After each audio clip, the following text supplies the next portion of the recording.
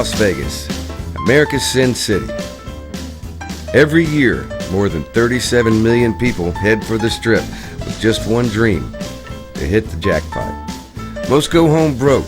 Craps, poker, blackjack, the slots. You name the game, the house owns the odds. But long before the Strip became America's sassiest boulevard, high-stakes gambling and big-time entertainment sank their roots deep in the American heartland. What are the odds that all of this got its start in a small town like Newport, Kentucky?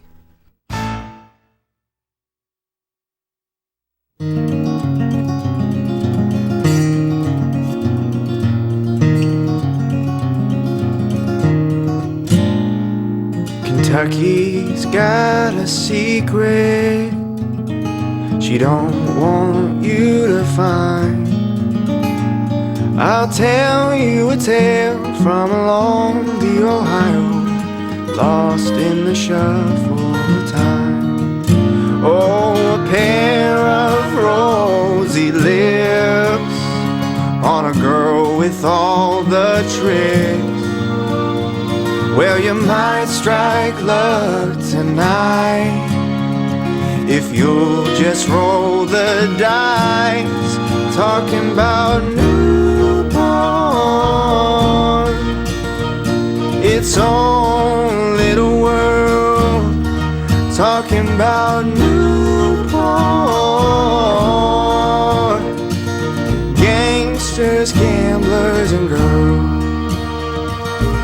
My own particular objection to gambling as it affected our community is that, first of all, it corrupts the public officials so that the men who are elected to office are not actually running the city or the county.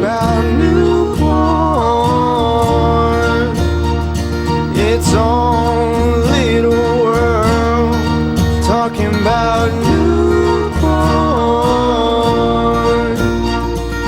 gangsters, gamblers, and girls.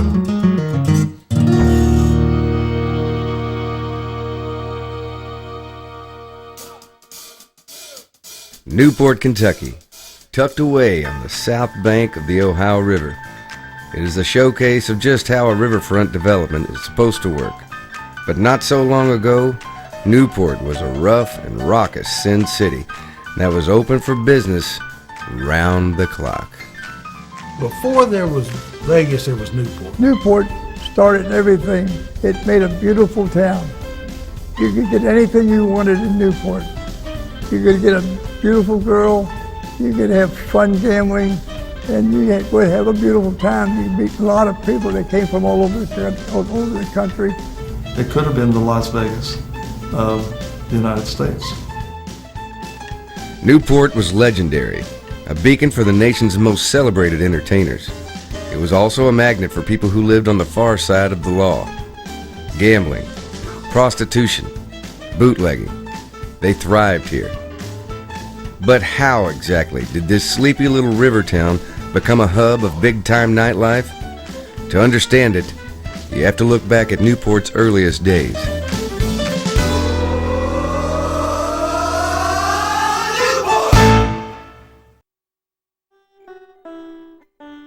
In the early 1800s, James Taylor Jr. enticed settlers to his 2,700 acres in northern Kentucky with horse racing. Over the next 60 years, the influx of German, Irish, and Italian immigrants spurred an anti-immigrant movement.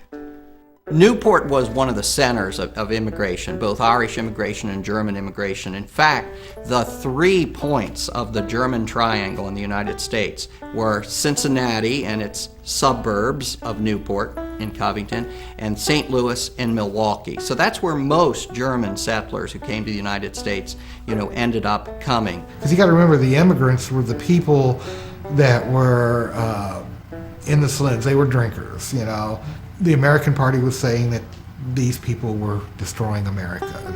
So how do you kind of reconcile those two things? A large group of German immigrants, which composed the majority of other foreign groups of the population of Newport, with another group, an older group, a more influential group of mainly Protestants, some of whom were temperance leaders. And what you are seeing in the temperance movement is more of a social change in America. You have a changing social from rural to urban, and you're seeing a greater immigrant influence and such. And Prohibition really is a direct result of this changing of America. Then, on October 29th, 1919, Congress added one more assault on Newport life. They passed the Volstead Act, Prohibition. Overnight, the creation and distribution of alcohol was illegal. More than 30 breweries in greater Cincinnati closed, including Newport's massive George Weidemann Brewing Company. The German beer halls were open on Sunday. They were family kinds of places where you would take the children and everybody would imbibe, and it was part of the tradition. So to all of a sudden, by the time of the Prohibition in 1919, to begin to close down all of these beer halls was seen as a direct effort at also shutting down German culture and Irish culture, and it lost a lot of its uniqueness at that time. For the German Catholics in Newport, there was only one way to respond to the new law: ignore it. They took full advantage of a loophole in the law. It was legal to own alcoholic beverages. You just couldn't manufacture or distribute it. That was good enough for Newporters, who were willing to pay a premium to satisfy their thirst. Prohibition had a big effect on the psyche of America. It basically made people look at Prohibition as, and people breaking the law as heroes more than anything. And organized crime played up on that. One man who noticed this shift and took full advantage of it was George Remus, a German immigrant who had come to be known as the King of the Bootleggers. Remus's parents immigrated to Chicago in 1881 when he was just 5. The consummate wheeler dealer, he was running the family pharmacy by the age of 14 and bought it outright 5 years later. By the age of 24, he had a law degree and was defending Chicago's seemingly endless supply of big-time murderers. Business was great, but his personal life was in shambles. His wife had divorced him when she discovered that he was having an affair with his beautiful and ambitious secretary, Imogen. Soon after the divorce was final, Remus married Imogen, who would become his most trusted partner when he entered a life of crime. Remus was astonished at the amount of money his clients were making from Prohibition. They were crude and ignorant, and surely, with his intelligence, his law degree, he could do even better. So he studied the Volstead Act and found a loophole. Remus was, perfectly made for Prohibition. He was an attorney and a pharmacist. Being a pharmacist, he could get the bonded liquor, and he could because he could make medicines, hair tonic, etc., whatever for it. So he gets the liquor, turns it into his bootlegging business. So Remus's bootlegging empire soars while here in Cincinnati. He's able to utilize the central location of the city itself and the railway system, and alcohol starts going out to all parts of the United States. He was buying what would be considered legal whiskey that was owned by these distillers that had warehouses all across the state and everything. And you could buy the warehouse receipts and get a permit from the government to transport it. He came to control, literally out of Cincinnati and of course in Newport, an empire of over 3,000 employees on his payroll, over 170 trucks shipping out of a warehouse in western Cincinnati. What's amazing is that within 2 years, it is believed that Remus's net worth is approximately $70 million, making him an overnight success and one of the richest men in America. George Remus had a beautiful home on Hermosa Avenue in Price Hill, and he used to throw very lavish parties. On December 31st, 1921, for his New Year's Eve celebration, he invited over a bunch of people. We know that he bought $25,000 worth of jewelry in order to give literally gifts to his guests. And the thing that he was trying to show off was his brand new Gresham pool, swimming pool. His wife, Imogene, was fond of swimming, and this pool cost over $100,000. It was indoor. The guests were certainly enjoying themselves well into the wee hours of the morning, but Remus, who himself was a teetotaler, decided that he had had enough partying, so he retired that evening to his library to take a dish of ice cream and eat that, and to read a favorite biography of his, of Abraham Lincoln. Legend has it that Remus's audacious rags to riches story was the inspiration of one of America's greatest literary works, The Great Gatsby. Remus crossed paths with author F. Scott Fitzgerald at Louisville's Seelbach Hotel in the early 1920s.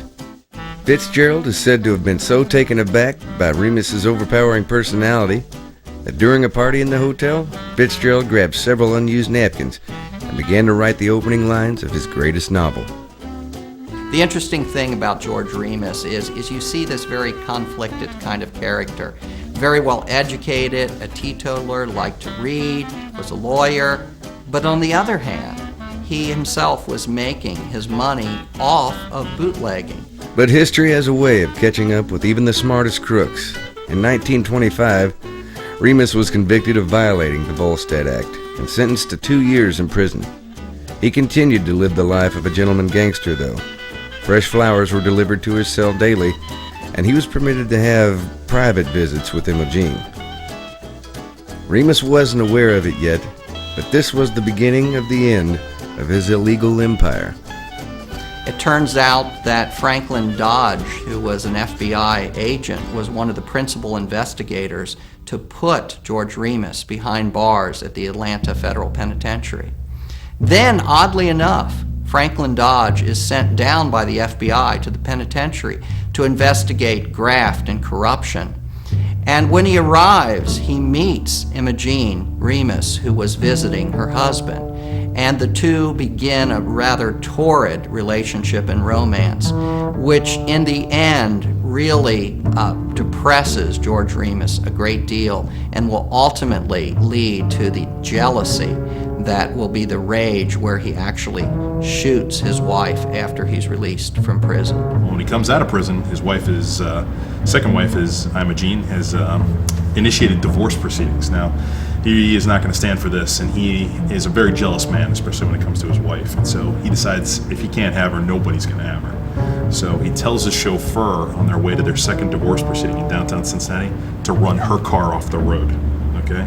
The chauffeur begrudgingly agrees, gets behind, he's behind the wheel. A high-speed car chase ensues. They wind through downtown, end up all the way up in Eden Park, right next to where the gazebo is today. Now, if you've been up in that area, you know there's a very, very steep hill there. Now, her car becomes incapacitated on that hill, at which point George springs from the back of his vehicle, runs up to her car, rips open the back door, pulls out a revolver, and shoots her in cold blood in broad daylight. The crime was a national sensation. The public was enthralled, especially when the prosecuting attorney turned out to be Charles Taft, the son of the Chief Justice of the Supreme Court and former President, William Howard Taft. For headline writers, it just didn't get any better. He decides to use a tactic that had never been seen before in civil trial, and that is temporary insanity. So this actually works extremely effectively, and George is actually acquitted of all charges in a matter of moments. 6 months later, Remus was free. He tried bootlegging again, but the business had changed.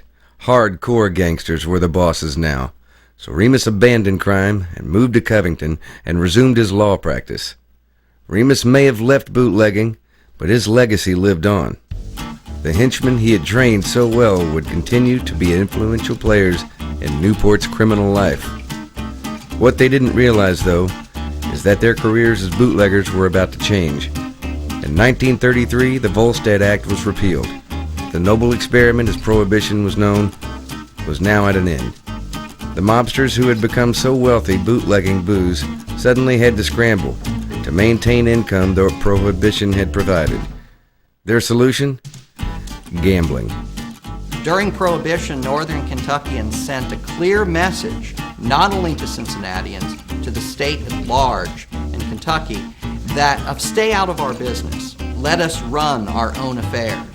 And of course, the end result of all of that was building a reputation of open prostitution, of gambling, of drinking, which in turn then became a self-fulfilling prophecy. Because the city was willing to look the other way, it became a favorite of Remus's men. Thanks to Remus's example, they understood the importance of graft. Remus brought two things to Newport. One, he brought the liquor and the bonded liquor in there, and he is the one person that really created the system of graft there. He trained a lot of people that were drivers and whatever to go right into that, after Prohibition, they went right into Newport and got involved in the gambling, the prostitution, etc. Pete Schmidt had been a high-level lieutenant in Remus's organization. He was good with numbers, a former cop, and a tough businessman. Pete Schmidt was another nightlife figure here in Newport. He used to be a rum runner for George Remus. He was a police officer in Cincinnati. During his years as part of Remus's gang, Schmidt did jail time for a prohibition violation. But despite enormous pressure, he didn't tell the feds anything useful about Remus's operation. After he was released, Remus promoted him. There were few qualities more valued than silence and loyalty. Newport he considered to be his town. It was his location, and he wanted to be the man here in Newport. And he had the type of personality that he would talk to the individuals that were running the town to the extent that he would firmly let them know what he wanted and what he was going to do. If they didn't agree, then it would get on his bad side. And beyond that point, it may come to the point where he may try to make a connection to have them either lose their job or not be a part of what he would like to get done here in Newport. While working for Remus, Schmidt opened his own operation, a hotel on Monmouth Street. He called it the Glen Hotel, named after his son. See, Pete Schmidt was one of the first here locally to really embrace the use of the slot machine, and he used it in his hotel. And he used that to really start his first gambling operation. And for him, it was more than just the slot machines, though. He also included a book operation and then threw in some extra card tables there at the end. But he was one of the first to really plant gambling right here in the city of Newport. Keep in mind that when he got out, that in his mind was to put high-end places up that would have gaming in them. But Pete remembered watching the rich men gamble. And he loved it because they weren't betting $2 hands of blackjack. No, he saw them throwing down $200 hands of blackjack. And that is exactly what he wanted to capture. He more or less creates the model of the modern Las Vegas casino. Using his profits from the Glen Hotel, Pete purchased the old Kentuck Inn in Southgate, just across the city line. After spending a small fortune refurbishing the old speakeasy, he gave it a new name, the Beverly Hills. He offered the greatest entertainment that he could get. He also spared no expense, and it was the nicest furniture, the highest end food, and it was completely entertaining. But what made Pete different was he put gambling in the forefront. Pete Schmidt was not the only one of George Remus's men to be lured into gambling. When George Remus first met Buck Brady, he was working as a switchman in a rail yard. Buck Brady was a tough guy. He came from the railroads, and them guys were plenty tough when they come from that railroad, because I worked on the railroad. I was a depot master for the L&N Railroad, and that's where Buck Brady came from. I was tough myself in the days.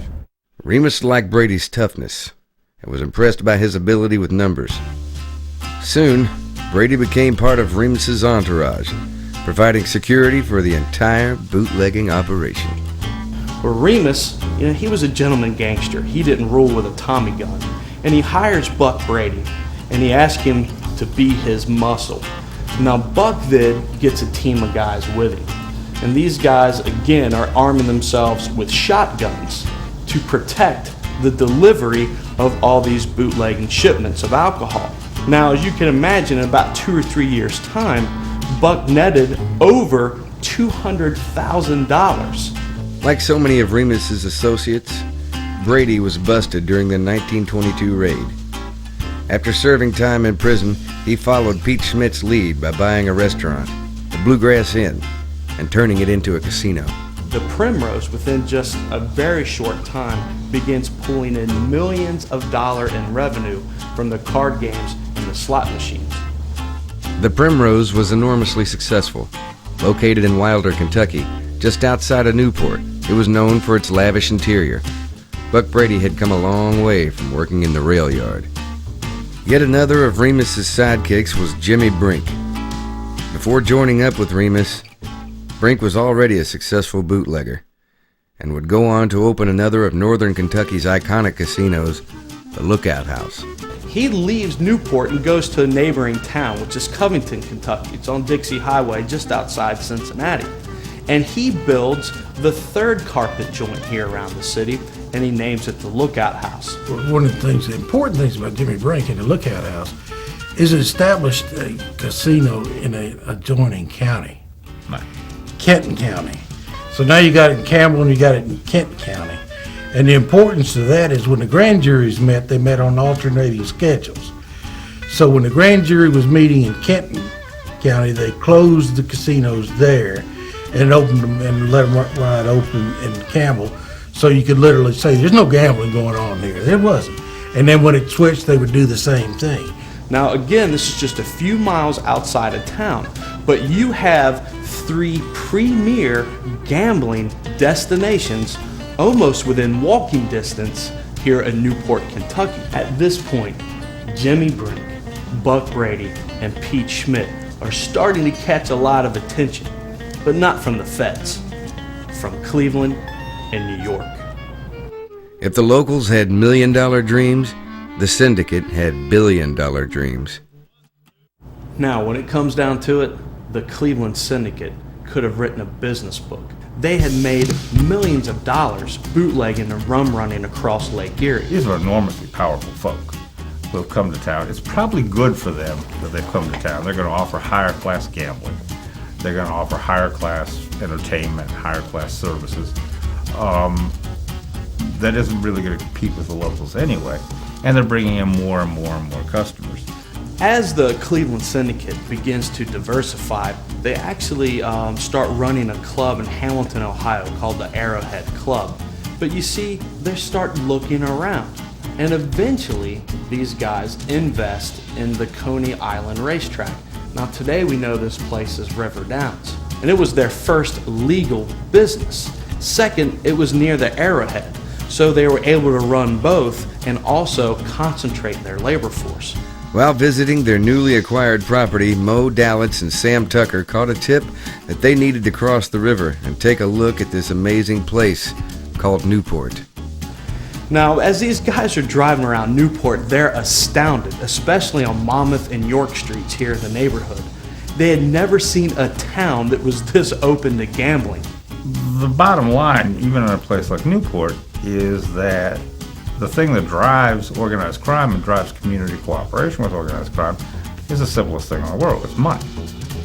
And if you can make money in a gambling casino, brothel, selling drugs, all of which was happening in Newport, and the guy running the chili store down the street is making money because of all the customers at the casino, and the guy running the bakery's making money, and the guy running the restaurant's making money, you're going to be very popular. Organized crime provides a whole lot of jobs. There's slot machines everywhere, and I'm not talking about in a bar. We've got slot machines in the grocery stores, in the barber shops. There's a slot machine in Dixie Chili. They were in the drugstores, they were in the back of the restaurants. There was even a penny slot machine across from the Park Avenue grade school. And kids could actually put pennies in a slot machine because there weren't any laws against it. Every little grocery store, every little mom and pop grocery store, you go in and right behind the door or someplace there would be a slot machine. You just, or more than one a lot of times. They were blown away at this laissez-faire, do-nothing attitude to all this gambling that's going on here in town. But then they were told, as they're sitting down in one of these establishments If you really want to see something, this is nothing. You have got to go up to the Beverly. You won't believe it. Beverly Hills was a classy place. You know, it had a nice restaurant, food was good, entertainment was great. The gold, the red velvet, it was just very, very nice. So when Mo Dallitz and Sam Tucker enter the Beverly Hills Club, they're blown away. And it was said that at this point, Mo looks over at Sam and says, "Hey Sam, you know what? This is the future." The two mobsters decided they'd use their substantial influence to muscle the local operators out of the way and take over several gambling establishments in northern Kentucky for themselves. But why? Why would mobsters from a metropolis like Cleveland risk so much to gain a foothold in a small city like Newport? Money, of course. Newport was a boomtown. Everywhere you turned, gambling was king, and no one seemed to care. Newport was a round-the-clock party town, a money machine unlike anywhere else in the Midwest. They agreed that the Beverly Hills would be the crown jewel of their expansion.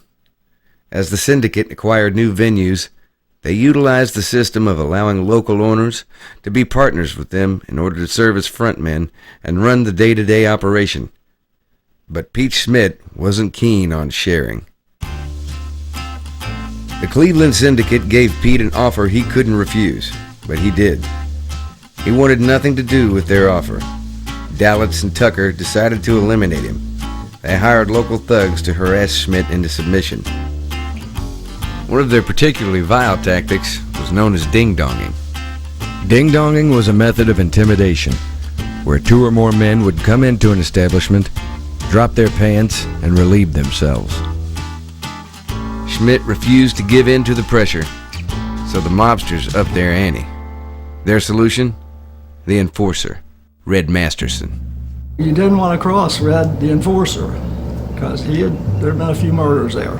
There's one man you don't want to fool with. Red Master was the enforcer for all the guys in the city of Newport. When you cross that man, you might as well dig yourself a hole, because that's where you're going to wind up at. Everybody liked Red Master because they could go to him and Red would protect them. And Red would come to me many times and they'd say, "TV, how things going? Do you need my help?" I said, "No thanks, Red, everything's fine." And he knew it. He knew that nobody could get to me. That's just the way I was. I did take no money from no one, and they couldn't buy me. If the locals got in trouble, it was Red who sometimes went to the cops or went to the prosecutor and paid the bribes or made the deals that got them out of trouble. Red was really a minor gangster, but he was involved in a lot of things. In 1935, a bar owner hired Red to intimidate some men who'd been giving him a hard time. Instead, Red tracked down one of the men and shot him down while he sat in his parked car. Red was arrested and put on trial, but a jury found him not guilty by reason of self-defense. So Red gets out of prison, you see, and he's walking around, he's smiling, because he beats the rap for him. He just had double homicide. And it's at that point that he has a buddy come up to him and says, "What are you so happy about?" Red's like, "Look, man, I just beat double homicide. I'm free, self-defense." And his buddy looks at him and goes, "Red, so you got a problem. One of the guys you shot in that car, yeah, he's from the Chicago outfit." Red realized he is a marked man. There has to be a bounty out on his head. So he starts looking around town here, and he tries to find the only people that have the muscle and the money to offer him protection. Yeah, he traded both ways, but Red was always very careful to end up with the Cleveland Four. He knew who was more likely to end his career than. So Red calls up the Cleveland Syndicate, and he tells them, he's like, "Guys, I know you've wanted to get your hands on the Beverly Hills for a long time. Listen, I know Pete Schmidt. Let me handle it. I'll get you that club. But you gotta promise me one thing. If I get you the Beverly Hills, that you give me protection and save me from the Chicago outfit." In 1936, a year after Red got out of prison, the Beverly Hills Club mysteriously burned to the ground. A guy named Dave Whitfield would take the fall for the fire, but no one was fooled. They knew that Masterson was behind it. The fire didn't deter Pete Schmidt. He rebuilt the Beverly Hills Club, bigger and better than before. But the harassment continued, and eventually it turned violent. They also would rob him. Anytime the trucks would leave with money for deposits, they would rob the truck, take his money. They had threatened to burn the club down again, threatened to end his life. So in 1940, Pete Schmidt saw that he was fighting a losing battle and decided to turn the club over to the syndicate. He sold to the Cleveland Four. The sale price was less than he had originally been offered. Instead of fighting the mob, he would focus all of his energies on the Glen Hotel. He renamed it the Glen Rendezvous, and very quickly increased profits from gaming and entertainment. Unlike Pete Schmidt, Jimmy Brink would gladly accept the syndicate's offer. Now you see, Brink was a smart businessman, and he knew there's no way possible he could fight the Cleveland Syndicate. It was going to be way easier to turn over control to the Lookout House to them than it would be to fight him. So he cuts a deal with him, and really it ends up being extremely lucrative for Jimmy because he still is able to control some of the profits that come out of the Lookout House. Now that they owned the Beverly Hills Club, the Lookout House, the Merchants Club, and the Yorkshire, all that stood between them and complete dominance of Newport was Buck Brady's Primrose. Buck knows what's going to happen, and he doesn't want to cut a deal like Jimmy because he loved the Primrose and he saw what happened to Pete. So Buck decides, I'm going to take the fight to the syndicate, and the person he targets is Red Masterson. There was no way he was going to go out without a fight. So he comes downtown, waits across the street from the courthouse with the police station right behind it in broad daylight with a pump-action shotgun with the express intent of killing Red Masterson and sending a clear and strong message to the Cleveland mob. When he was shot, I happened to be going down that street and I saw Red bleeding. And I said, Red, come here, jump in my car and I'll take you to the hospital. I took Red to the Spears Hospital where they patched him up and he survived. And when they asked Red who shot him, Red said Buck didn't shoot nobody, told the press that. But I knew better, and some other people around the area knew better. But that's what the press said. Of course, they wasn't there. I was there minutes after it happened. Now, as you can imagine, Red is not real happy about being shot, but he refuses to testify or even press charges against Buck. He wanted to wait till he healed up so he could pay Buck a little bit of a visit down at his place called the Primrose. Now, it's at this point when Red visits him, he kind of gives him that Godfather ultimatum. You know, either your brains or your signature are going to be on this paper. Well, Buck knew what he was up against, and he does choose to sell at a much lower price than was initially offered. Well, at this point, the Cleveland group now takes over the Primrose. They rename it the Latin Quarter, and again, it gives them an area to expand their gambling operation. During the 30s, 40s, and 50s, this was a thriving town. Monmouth Street, York Street, almost any street within that area, they were packed with people from all over, from Cincinnati, Ohio, Atlantic City, from New York. They were from all over the country. Came down there. They wanted to see what Newport was like. And they enjoyed it. They loved it. And they had all the big stars in the country at the time. New York and Hollywood, Vegas, and Newport. And many of the artists from California or New York would come here to play. Yeah, Durante used to play there all the time. Martin Lewis, Milton Berle. Anybody that was big, they played there.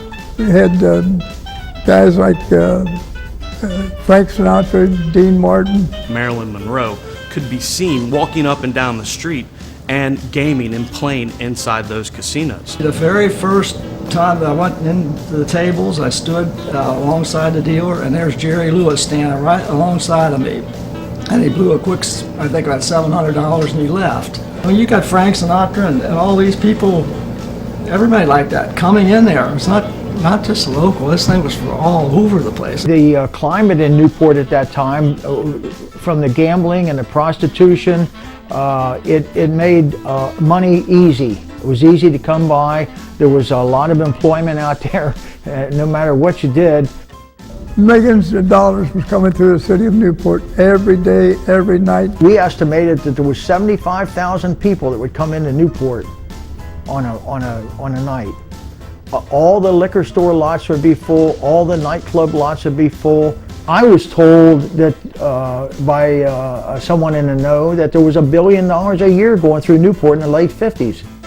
Yeah, they probably were taking bets from all over the country in Newport. If you could look at the jewelry stores in Newport at that time, the real expensive things that they had in the windows at that time, $3,000, $4,000, $5,000 pieces of jewelry in the window. Kids, we used to go by there and look at that stuff all the time, and we knew that a lot of that money was generated by gambling and prostitution and whatnot. Anything like gambling, you have to have cooperation from the powers that be.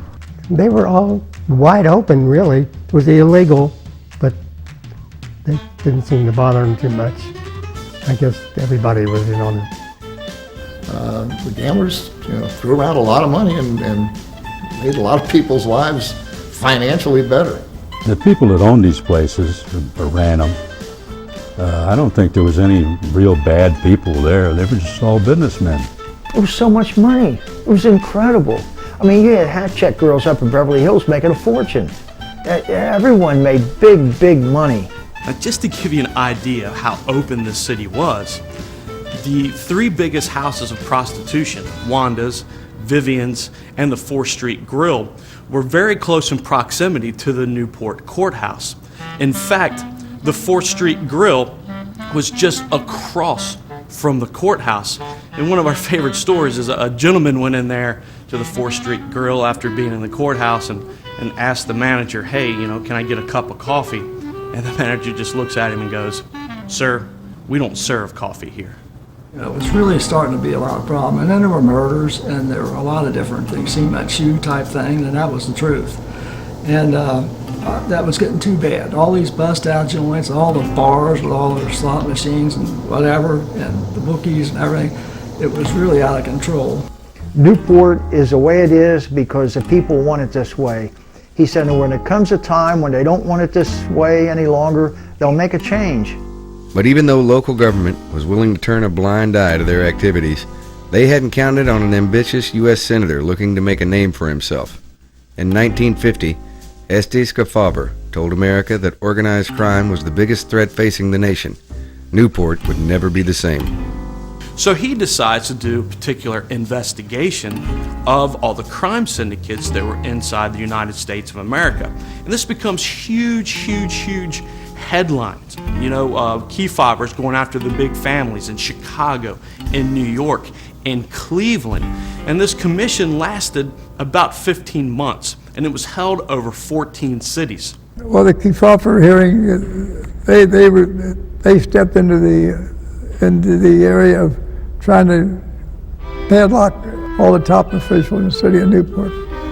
The casino operators, they had top-notch lawyers, and they stalemated the Kefauver investigation.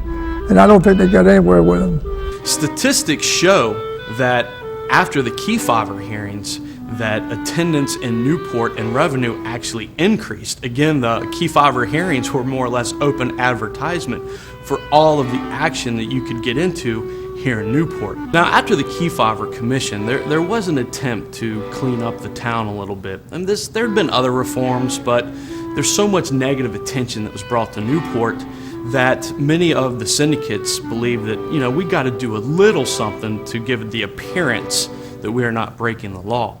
So the syndicate decided to get ahead of the commission and other reformers that were here in town. And they started a campaign that was called Clean Up, Not Close Up. The Cleveland Syndicate at the time, they didn't want to close up the city of Newport. I didn't want to see it closed up because Newport was thriving great in the city of Newport with the way it was operated at the present time. But unfortunately, we got these goodies in there and they thought they could do a better job, and they did, and they just ruined the city of Newport. While the casino and brothel owners were ultimately able to escape the legal wrath of the Kefauver Commission, the national exposure brought widespread humiliation to the area. Many locals were angry at the negative attention, so angry in fact that they were determined to clean up the town. Community members concerned about the ill effects of gambling formed a committee. The committee gained momentum and formalized its efforts, known as the Committee of 500. I think it was more, is this the kind of a community we want? Is this where we want our children to grow up? Is this what's important to us? And if it isn't, what can we do about it? Committee 500 itself was basically an outgrowth of St. John's United Church of Christ on Park Place. I went home one day and said, Dad, they're talking in school about this Committee of 500 that's getting started. And he said, well, we're trying to get people involved to try to clean Newport up one more time, and I've been elected to be president of the Committee of 500. Well, when the Committee of 500 was formed, there was a lot of fear of what was going to happen in Newport. What was going to happen with the town? You know, is everything going to go away? What are going to be the problems? In the late 1950s and early 1960s, several national magazines went after Newport. They wrote about the gambling and the prostitution and the blatant disregard for the rule of law. They portrayed Newport as a violence-filled place that was dangerous for visitors. Worst of all, though, the magazine suggested that the gaming was rigged. Now by the early 1960s, Newport starts to get a bit of a bad reputation for the types of games they're running here in town. And nothing is more damning than the Saturday Evening Post article that went nationwide, and it was titled Sin City, USA, Newport, Kentucky. And in this article they featured a game that was being played here in town known as Egyptian dice. Now this game was played with 2 8-sided dice, and it was very difficult for the patrons to have any clue of what was going on. But the beauty of the game is, when you ran out of money, they continued to let you play on credit. And they kept charging people. By the time they left the place, they were in hundreds of dollars. And this starts to pick up popularity in other casinos here in town. And locally, they dubbed it Razzle Dazzle. Local newspapers had largely ignored the crooked games. After all, they relied on the casinos for their advertising dollars. But that didn't stop Hank Messick, a reporter from the Louisville Times. He regularly wrote about the crooked practices of northern Kentucky's many casinos. Hank Messick, that guy told nothing but falsified lies. 95% of his book was false lies. Newport's a good town. Now, Newport had everything you wanted. There was cars streaming down there all day Sunday. There was never no rapes, no robberies. In Newport, everybody was taken care of through the gambling establishments. Nobody had to worry about their gas and electric bills. They all were taken care of. Newport survived on the gambling casinos, and the young generation coming up, they loved it. Unfortunately, we had some do-gooders coming in. They think that George Ratterman was better than that the establishments going on should be stopped, and that's not true. As public support for the Committee of 500 swelled, the group decided to back a reform candidate for sheriff. Their choice? 34-year-old former NFL and Notre Dame star, George Ratterman. They needed somebody whose name was known, who had no connection whatsoever with anything dirty. And I guess they decided he was the guy. He was a celebrity. And like I say, he was as clean as anybody who ever grew up in northern Kentucky. My dad knew George Ratterman when from the time the committee decided that he would be a good choice. George Ratterman was a first-class person, one of the nicest guys I've ever met. First of all, Ratterman was about the only man that volunteered to do anything like that, and then the committee set their eyes on electing George to the sheriff's position because the sheriff is the chief enforcement officer in the county, meaning if the Newport police wouldn't do anything about some of this stuff, the sheriff could. And that was our first opening and a powerful one. Ratterman was a squeaky clean local celebrity. So when he decided to enter the race for Campbell County Sheriff as an independent candidate, those who had been looking to clean up Newport found their hero. George Ratterman was, he was the kind of a guy you wouldn't mind your daughter marrying. He was an all-state quarterback at the Cincinnati St. X High School. He went on to Notre Dame. He was All-American Notre Dame. He also had a law degree from Notre Dame, signed by the Cleveland Browns, and had his degree in economics. After he retired from the Browns, he came back to Newport, and that's when the Committee of 500, the citizens decided they wanted to do something about cleaning up Sin City. And that's when he went to George Ratterman and asked him if he would run for sheriff. The syndicate understood that Ratterman was a serious threat to their future. They decided to put an end to his political aspirations. If Ratterman was the hero, Tito Carinci was the villain. Carinci and Ratterman couldn't have been more different. Carinci grew up in Steubenville, a gritty Ohio River steel town. Ratterman was the son of an attorney and a graduate of one of Cincinnati's finest high schools. One of the few things they had in common was football. Tito Carinci was a smooth guy. He had been an outstanding football player at Xavier University, or the Legion of Honor at Xavier, which is for the scholar athletes. And he had come out of Xavier with a great reputation, but he also had got himself tangled with the Steubenville mob, and he was one of those who were leading the operation in Newport. Carinci had been a star at Xavier University, but when he tried to make it with the Green Bay Packers, he was quickly cut. Ratterman, though, became famous on a national stage, a star at Notre Dame, followed by a glowing career in professional football. The two men were destined for conflict. Carinci, the flashy, quick-witted thug living on the wrong side of the law. Ratterman, the good guy, vowing to rid Newport of its bad guys. Guys just like Tito Carinci. When the Cleveland Syndicate realized that there was no doubt that Weidemann was going to be running for sheriff, they knew they couldn't have this guy win the election.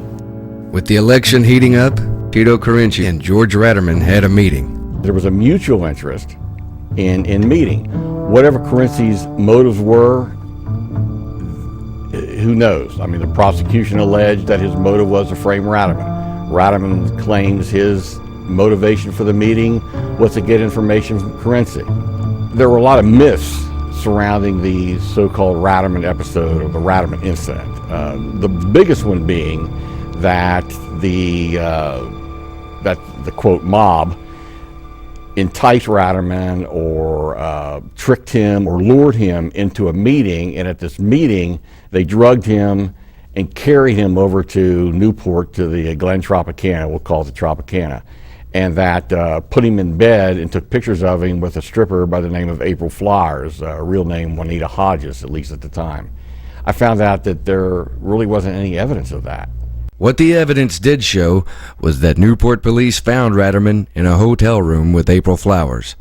Startled by the officers, Ratterman sprang out of bed and pushed Officer Schiaffardini, leading to his arrest. The circumstances that he was found in when the police got there was, I believe, a shock to the police. I believe that had he not gotten physical with my father and shoved him and pushed him against a wardrobe, that, things may have been different. But he was aggressive towards him, and he went to jail, and so did Juanita Hodges, and the rest went on from there. My dad got the phone call in the middle of the night about George Ratterman, being arrested down here in Newport, and remember my dad getting up, my mom fixing him a cup of coffee, and he went off, and didn't hear too much more about it, and then all of a sudden it was on the front page of the newspaper. And then all of a sudden it just seemed like every night there were meetings going on at our house. Things didn't work out good for the mob people because they thought they'd play a trick but they drugged him, but it backfired on him. And that backfire was one of the big shots that really, on the Committee of 500, that backfire there really worked against them. When he was taken to trial, this was the biggest social event that's happened in Newport in years. Weidemann was charged with indecency at that time, so he was to be arraigned in the police court. Well, there were so many people hauling into that courthouse at 4th and York for the Weidemann trial. It was moved upstairs to the second floor to the circuit courtroom, and it was like opening day at Riverfront. Everybody in Newport was there for the trial. They came in, they brought their lunch. Do you believe Weidermann's story that he was drugged? No, sir. What do you believe? I believe that he got caught in he's human like anyone else. He got caught and is too weak to admit it. Do you concede that he was in a delirious condition mentally? No, sir. No more than anybody else would after they had a few drinks in him. Tito was the kind of a guy you would talk to him, you would trust him with your grandmother. He was a very, very nice person. But this is the only Tito we ever saw. We never saw anything bad out of him or nasty out of him, but he was accused. Would you say that Mr. Carenci's estimate of what happened there was an accurate one? Yes, I would say so. April Flowers was one of 2 strippers appearing at the club Rendezvous at the time. April and Rita Desmond, the other girl, were hired by Carenci to work in the club Rendezvous. She called my house one night when I was still working. My wife answered the phone, and she went nuts over this phone call from April Flowers. What happened was April was calling my house. She wanted to talk to me to have an interview pulled that one of our people had done with her and wished that she was alleged to prostitute. Did you feel that you had been abused in any way in this case? Yes. In what way? By being called a prostitute.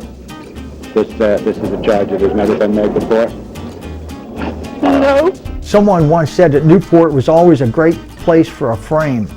But when the Weidemann affair hit, that was just too much. Predictably, the incident earned Newport even more notoriety.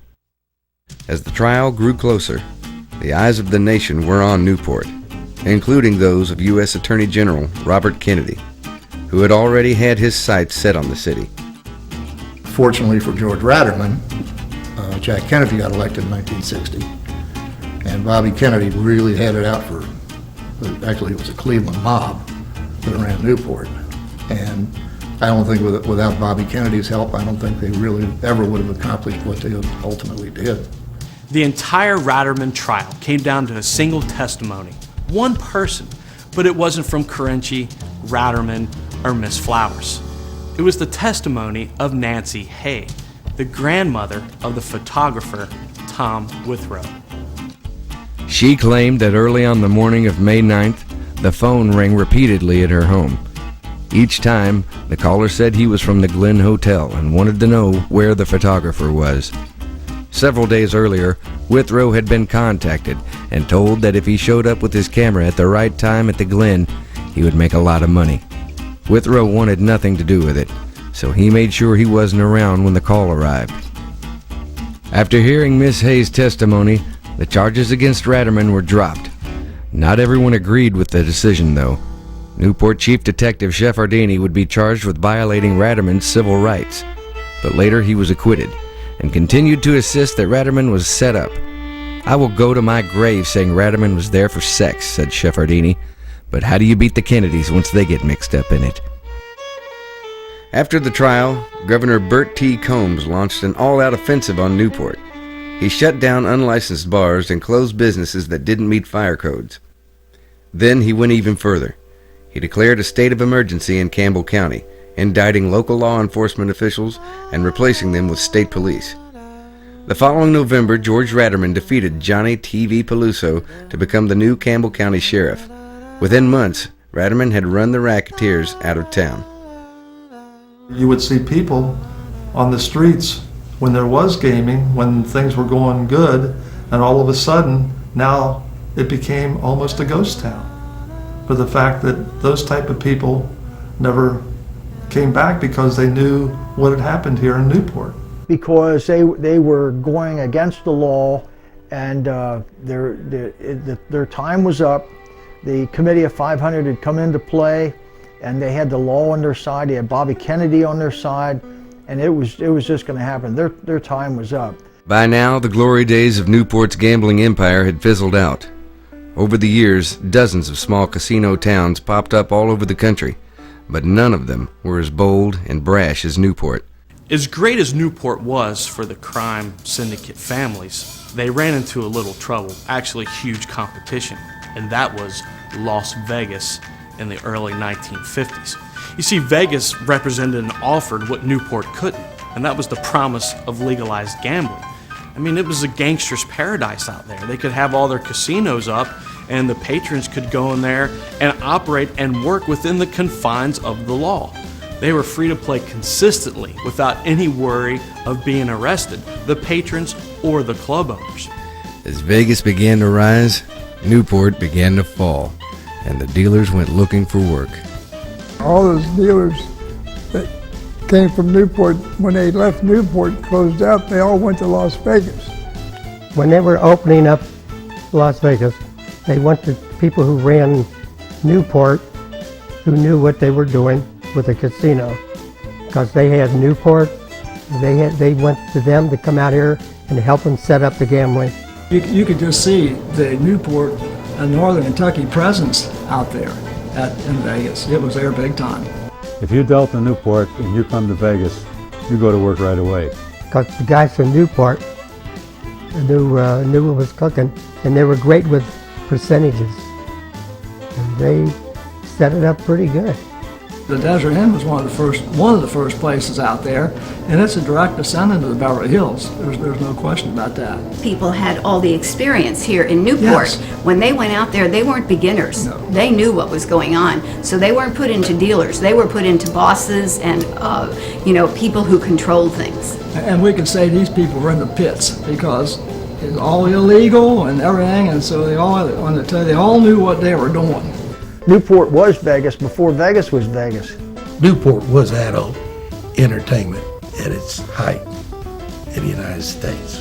There's three things that people want in Newport: girls, gangsters, and gambling. They want that. Newport was the best place you could be in if you wanted to enjoy yourself. It was wonderful.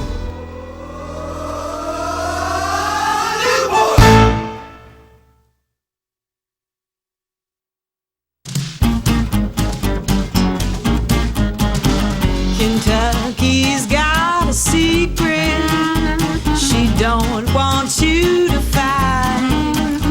I'll tell you a tale from along the Ohio, lost in the shuffle of time. A pair of rosy lips on a girl